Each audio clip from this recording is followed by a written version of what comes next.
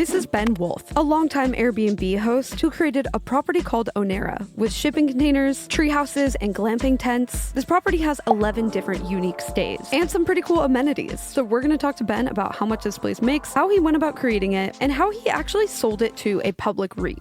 What's interesting about Onera is it's a combination of custom-built tree houses mixed in with units like shipping containers and glamping tents that they actually ordered online from China. In a way, it's almost like a giant experiment to see which is more profitable, a locally made custom treehouse or a shipping container ordered from China. I wanted to test a bunch of stuff. I mean, that was a big part of it. You know, there's a lot around testing and seeing what works, what's, you know, the most cost effective to build, what's the easiest to maintain, what's gonna allow us to charge the highest prices and people are gonna be happy to pay because they love the unit. Onera is located in Fredericksburg, Texas on a piece of land that's in the unincorporated part of the county, so they're able to build multiple structures. Actually finding the land was, I got a ping on Zillow, I had a filter set, I knew what I was looking for. This was perfect and I got it under contract the next day. You know, I mean, that's how it actually happened. And in my experience, you find a really good piece of land, you lock it up immediately. He had been looking for months prior though, and did run into some issues with another piece of land. I found another property in Dripping Springs that we spent like 2 months doing due diligence on, spent like 10 grand,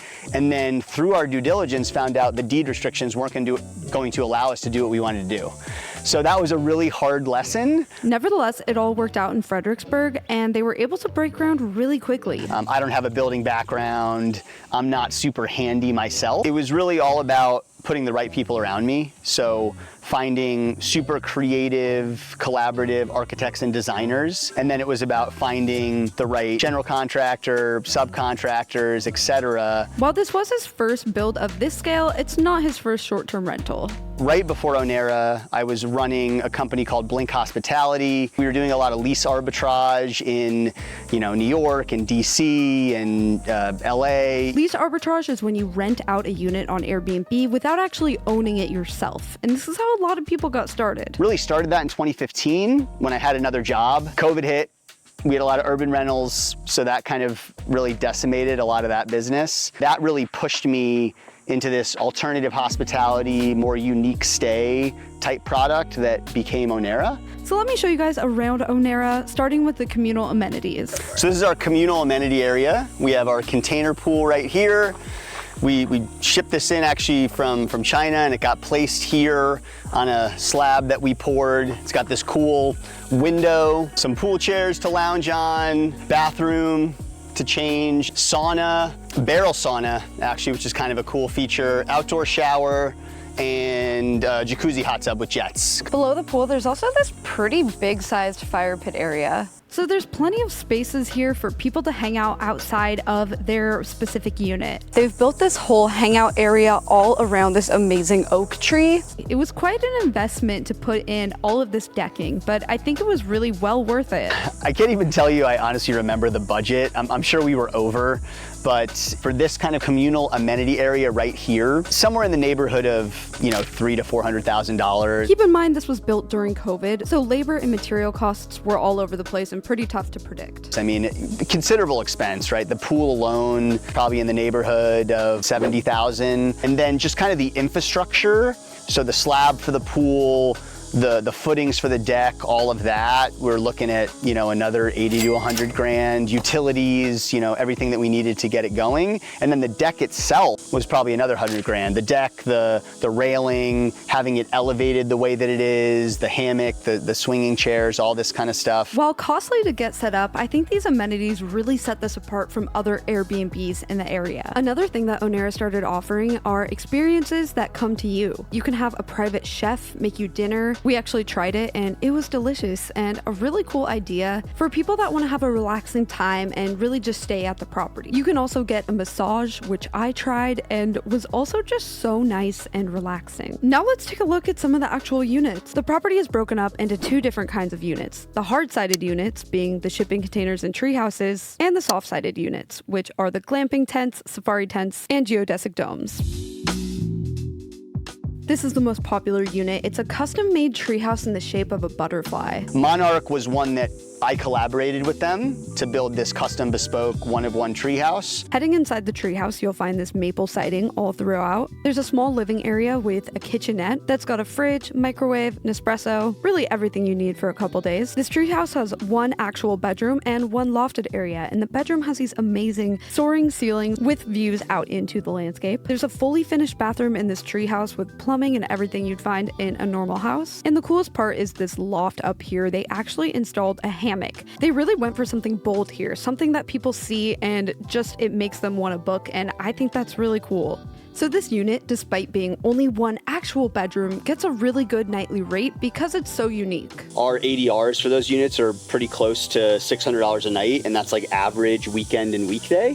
So weekends, I mean, we're commonly getting over $1,000 a night, even as much as sometimes $1,500, $700, $1,700 a night. Weekdays, significant discount from that. Another popular unit is this shipping container house with a plunge pool and a rooftop deck. This one does amazingly well in the summer because it has a private pool. It probably jumps up like $3,000 to $4,000 in revenue a month during the summer. Obviously, adding a pool is a significant investment, but it does create quite a demand in the summer. Because it's a shipping container, it has a really long living area with a galley kitchen, floor-to-ceiling windows all throughout, a nice-sized living area, and a huge bathroom. This unit has 2 bedrooms on each side of the living room that are identical and look out onto the landscape. Because this one is a 2-bedroom with a pool, it can rent anywhere from $500 to over $1,000 a night in the summer. The unit that I stayed in was this really cool shipping container that had a cedar hot tub on the deck. This is Walnut House, also a 20-foot container. It has this about 4-foot pop out as well, which we enveloped in glass, okay? So really gives you this feel of popping out into this, magical forest we have here. Here's a look inside Walnut House. It's one of the smaller units, but it still has a king-size bed, a little kitchenette, and a full bathroom. The windows in this unit really make it feel a lot bigger, and I spent most of the time out on the balcony and in the cedar soaking tub. These are such a cool amenity. I love the aesthetic, but they do not come cheap. They're pretty expensive to do them the way that we're doing. In order to create the cedar tubs and make them work, we're spending more than 10 grand on the equipment alone. Wow. And then another, 6, 7, 8 grand on the tub. Yeah. So with install, I mean, we're in the 15 to 20 grand range per tub.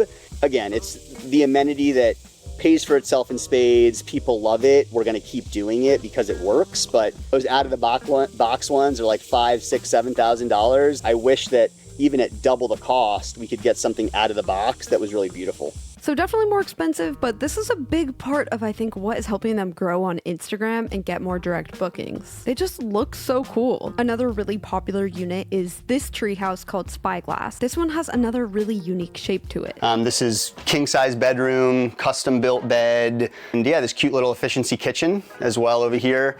All the cabinets are, built in, custom. Yeah, we got this little hidden fridge here. Also has this, cool rounded shape like the whole unit. We use penny round tile, one of the few tiles that you can use to kind of do the curvilinear wall thing. And of course, this one also has a cedar hot tub. Taking a look at the tented units, they've got a cocoon, a dome, and 2 really cool safari tents. So this is our cocoon tent, one of our more popular tented soft-sided units. Again, nice cedar hot tub here with a nice view out that way, and then just kind of all glass along the front with that curvilinear shape, which I just think is really attractive and people really love. All of the tented units are quite similar inside. They're built out with some drywall, little kitchens, and bathrooms. Definitely more expensive than just throwing the tent up. There's quite a lot built out into these. The safari one is the biggest one. It's actually a 2-bedroom, and despite these being tents, they actually have multiple layers to them and multiple AC units inside, so they do stay nice and cool. You might think these units are cheaper because they are soft tents, but that's actually not the case. I think the thing that would surprise most folks is the cost isn't as different as you would think for a soft-sided versus a hard-sided. So we plan to do a lot more hard-sided in the future because they make a bit more, they're a lot easier operationally, and they don't cost that much more. The thing is, after adding a deck, foundation, kitchen, bathroom, AC, it's really not that much different than building out a shipping container. In the last year, they've actually added 3 more of their smallest units that are 20-foot shipping containers. Yeah, so this is a 20-foot container. We're packing a lot in a small space, so we have a queen-size bed. There's a full bath in the back with a shower, little kitchenette here as well. This one reminds me a lot of a tiny house, and even though it's small, it still has everything you need packed in here. No doubt these are the most affordable of the options, but they've still been able to make quite a good amount. We just added 3 new units that are all smaller. They're 20-foot containers, and those do anywhere from like 70, 75, at most about 80,000 a year. What's kind of wild is that's how much my 3-bedroom, 2-bathroom Airbnb made in a year. Because these are unique, they've got community amenities, and they're in an area that doesn't have a ton of STR regulations, they are really able to maximize their revenue. How are like the tented ones doing, like the safari one and stuff? Yeah, so the tented ones, and I would say Walnut, which is our smaller container home unit, that one's doing in the range of like 160, 170K a year. It's a little smaller, more of like your typical 1-bedroom container home unit with a small rooftop deck. It's actually the one Shelby got to stay in. Yeah, it's nice. Yeah. The soft-sided units, and those ones all do somewhere in the neighborhood of like 140 to 160K a year. So they still do quite well. And remember, there are 11 total units on this property, so the grand total that it makes is pretty wild. Yeah, so the whole property in our first year, 2022 full year, we did over 1.4 million across the property. Wow. This year, we added those few more units. Collectively, those are going to do, probably a couple 100,000, a little over that. And we're on track to do about 1.7 million this year. Pretty amazing they're able to make $1.7 million. Keep in mind, this is revenue and not including expenses. Can you talk at all about any like ongoing expenses, like utilities out here or like a handyman? I know you have a full-time person for that. So we do have on-site staff.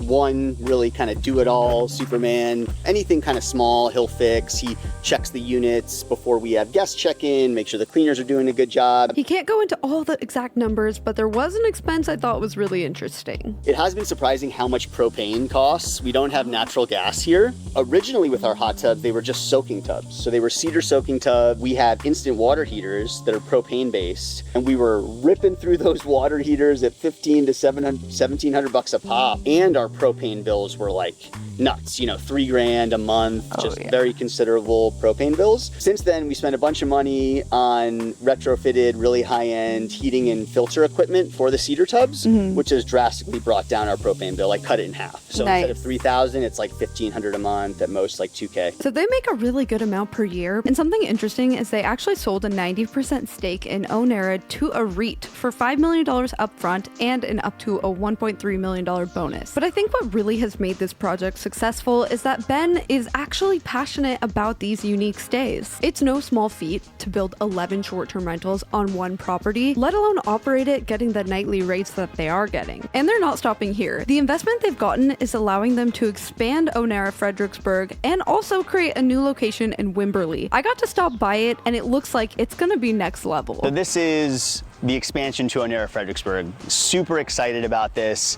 We own 6.5 acres. This is another 6.5 acres, but it's actually a lot more buildable. And then the Onera Wimberley location is located on top of this hill with some pretty amazing views. You'll see we have these killer views. So you get these amazing sunsets. You're seeing the sun kind of starting to come down now. This one is well underway, so maybe I'll make a part 2 if you guys want when the Wimberley location is done. I hope that you guys enjoyed learning about this property. I'll have Onera linked below if anyone wants to check it out. I stayed for a couple days and it was really cool. All right, that is it for this video, and I will see you guys in the next one. Bye!